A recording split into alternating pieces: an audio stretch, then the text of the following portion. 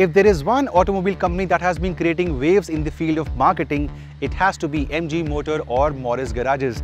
There was a time when the company had an office in India, but there was no showroom, there was no vehicle, and yet their marketing initiatives meant you and I knew about the word MG Motor, you and I knew about this logo as well. Of course, then the Hector came in, the ZS EV came in, the Hector Plus came in, and all these products had their own marketing themes, marketing initiatives. I think that's work done very well. Again, the Gloster, you and I have been listening about the word Gloster for months now. It's finally with us. Today is the 22nd of September. We are weeks away from the official launch. And of course, the big question, can this one live up to the hype, the expectations and the buzz? Let's find out.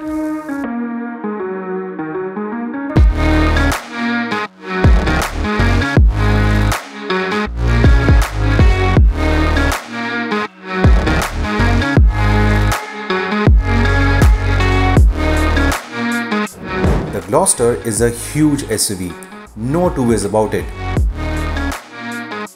If you want road presence and others to take notice, the Gloster will serve your purpose very well. It is longer, wider and taller than all the other premium 7-seater SUVs in the same price segment and rides on 19-inch alloy wheels. The massive grille and the sharp DRLs are the highlights up front, but as you must have realized, it doesn't have the muscular appeal that the Endeavour and the Fortuner offer. Side profile showcases the sheer length of the SUV, and at the back, it does try hard to gain attention, the bold and the large Gloster branding for example. Ditto for the quad exhaust setup.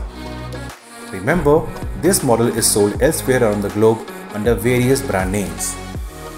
So the interiors of the Gloster, for starters, I do miss the grab handle over here which is present in the Endeavour. So if you're used to big vehicles or the Endeavour, you need slightly more effort to get inside the Gloster. But once inside, this is a good place to be. All the hype, the buzz around the Gloster seems to have paid off.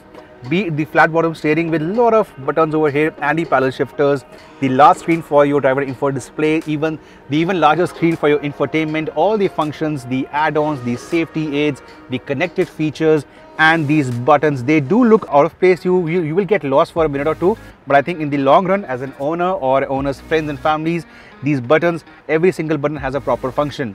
Your wireless charging happens over here, cup holders and a very deep storage box. But what really takes the cake over here is the rich look and feel of the interiors. The dual tone finish works very well, the airiness because of the sunroof, and from a driver's perspective, I stand 6 feet tall.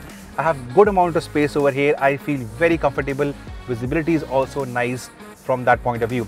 So yes, the front seats of the Gloster, they are nice, they will pamper you, they will spoil you.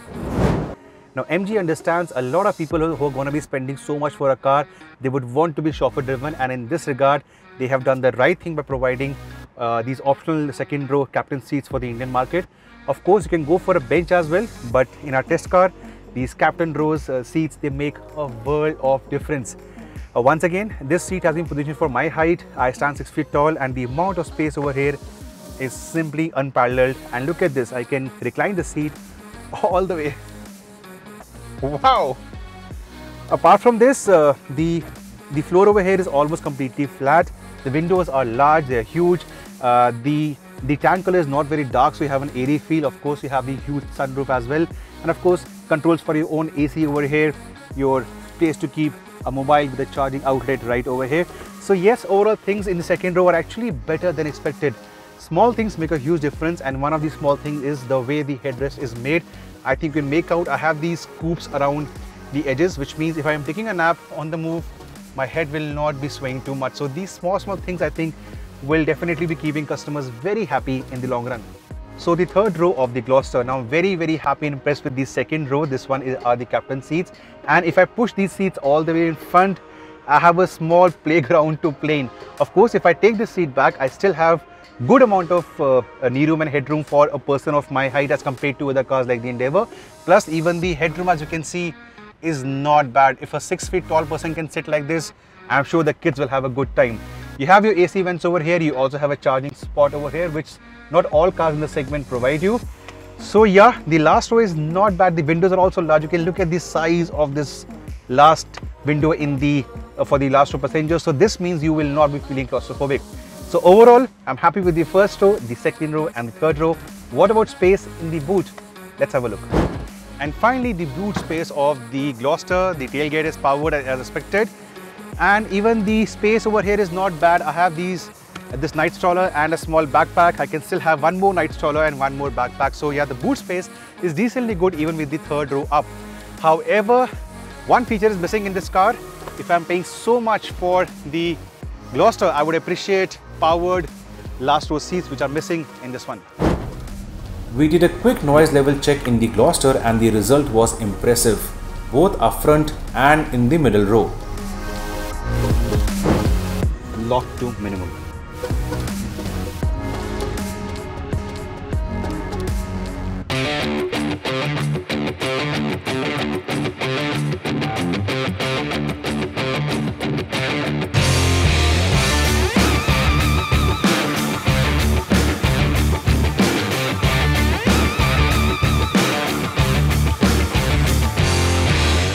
Driving the Gloster, well, surprises in many ways. First, the engine. Yes, 2000cc does not sound too exciting for a large heavy vehicle. The power and torque figures are healthy though.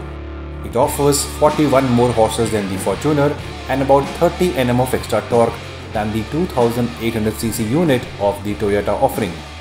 But in daily driving scenarios, where you need to close in on gaps, the motor and the gearbox just doesn't feel too keen. The heavy weight also means it isn't too quick in terms of outright acceleration, being just a car's length ahead of the lesser powerful Endeavour till about 120 km/h. What is nice is the light steering, does not require any effort at lower speeds. Ditto for the suspension that really soaks up undulations in a fine manner. Top marks to the Gloster in this regard. Now the only missing piece in the entire puzzle for the Gloster has to be the pricing. Today is the 22nd of September. We are approximately 2 weeks away from the official announcement of the pricing. As far as the speculations go online, while some say the pricing could start from 35 lakh rupees, some say 40 lakh rupees, and some are even saying that there could be an introductory pricing from 30 lakh rupees valid till December. Well, if that thing happens, this is a clear-cut winner. Now, as a product in this segment, I think I will go to the extent of saying this one is actually better than the Hector Plus and the ZS EV in terms of their positioning in the segment, in terms of what they offer. It is so good. There are a few shortcomings, I agree. The weak diesel and the gearbox combination, for example. But apart from that, safety, the features, the size, the space, I think this one ticks all the right boxes.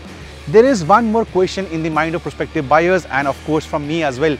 Will people ignore well-established brands in the same price segment? The 30 to 40 lakh rupee bracket has a lot of options. The Fortuner from Toyota, the Ford Endeavour, the Honda CR-V, and of course, if you stretch your budget, you can go for smaller German offerings as well. So will people like you and me ignore those brands and go in for this one? Well, that is something time will answer.